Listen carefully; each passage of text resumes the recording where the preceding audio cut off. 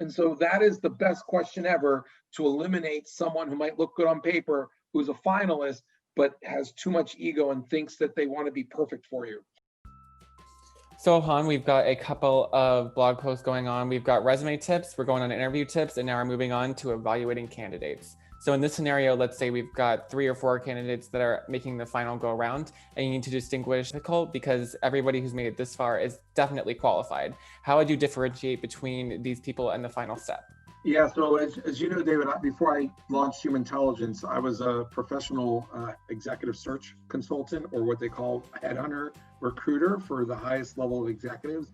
But in my career prior to that, I also hired high volume, middle level, low level people in retail, and so a lot of experience in this. And so at the end of the day, when you're comparing the final 3 candidates, I would give 4 or 5 tips. One, you still got to look at that resume. They're all great candidates, and the resume really should be a summation of their work, body of work. And specifically when looking at the resume, you're hiring someone who achieves things, achieves results, not someone who just does things. You're not looking for doers, you're looking for doers who achieve things.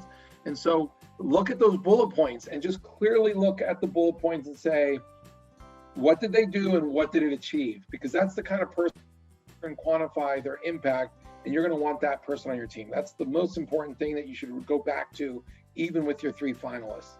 Another tip is ask 3 candidates why they're interested in a career move with your company, not just the job, and you're going to be able to compare 3 very different answers. There's always one that's not very well thought out and it's kind of off the cuff. That means they're not that interested. There's always someone who has the answer that they think you want to hear. But then there's the candidate that gives you a well thought out answer that not only checks the box of what you want to hear, but gives you another insight that you're like, oh my God, this person really is built for this role. They're perfect for it.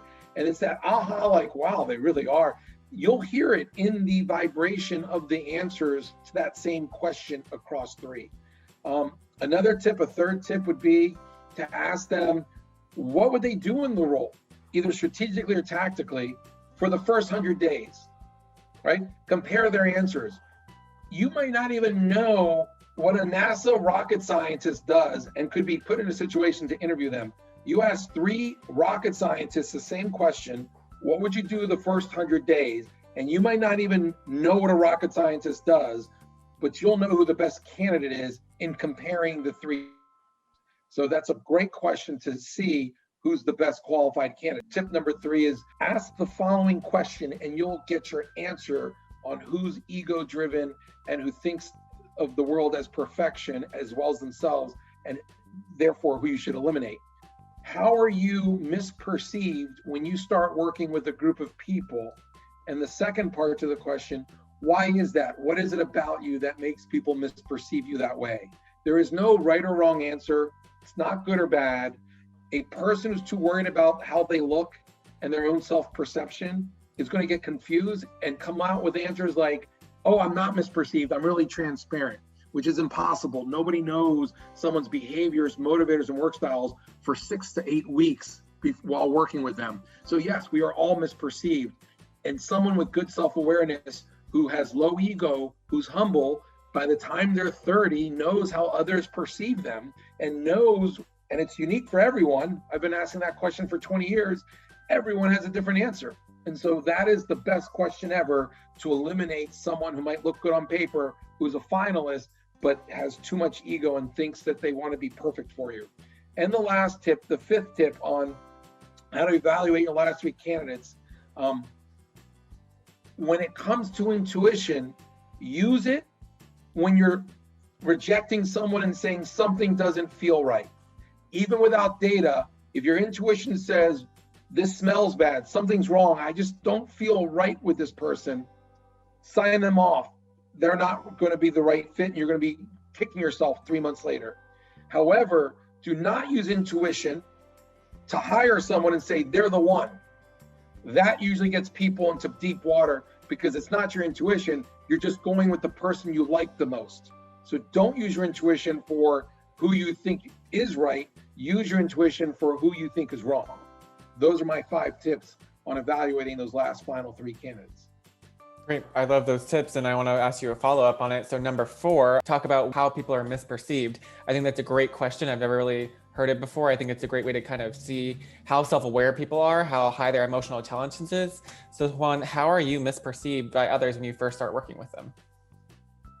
Great question. So I have a lot of energy. I speak with my hands. My parents are from Cuba, and Cubans speak with their hands. They're intense, and they're all about context. And so they always talk about a lot more information and get to the conclusion of a statement or an idea with a story. And so they tell the story, they bring all this information because context is so important in the Cuban journey, both in the past and the present, as a human community of people. Unlike the Anglo culture that most people in the US follow in the business world, you start with a conclusive statement. And if the person asks you, oh, how did you get there? Then you tell the story. It's a very backwards way of communicating. And so because of that way of communicating, people think I'm completely disorganized. And they think that I am not structured at all. However, within 6 weeks, people realize, oh my God, Juan Betancourt is the most anal, structured, organized human being I have ever met and or worked with in the world. Yeah, that's so funny because when you were saying that, I was like, I've worked with you for a while, almost over 6 months now. And I think Juan's very organized. It's a great example of how you could really learn a new insight to somebody when you're trying to decide who to hire for the final role and make that final decision. And actually, that's a great point. Some people I might think, God, they're too soft. The whole interview, they're too soft. They're waiting for me to ask questions. They're not aggressive. They don't know how to influence. The last question, I'll say, how are you misperceived? And they'll say, a lot of people misperceive me as being too soft and not aggressive and not influencing because I'm not an aggressive person, at first. And so it takes a week or two to work with someone, but later they realize I have a real strong point of view. And that's how I achieved all the things that I've achieved that I've told you about. And then in that interview, I'll say, oh my God, I'm glad I asked that question because if I hadn't, I would have signed them off. That checks the box of the one concern I had. And so now I'm so glad I didn't misperceive this person. Right. I think we've circled back to interview tips and answer your questions honestly and not the way you think people want you to answer them. Because like you said, you're going to tell when you get a canned answer. It's not going to be a good interview. So check out these tips and make sure you follow them because we're giving some great advice here. Awesome. Thanks so much, David.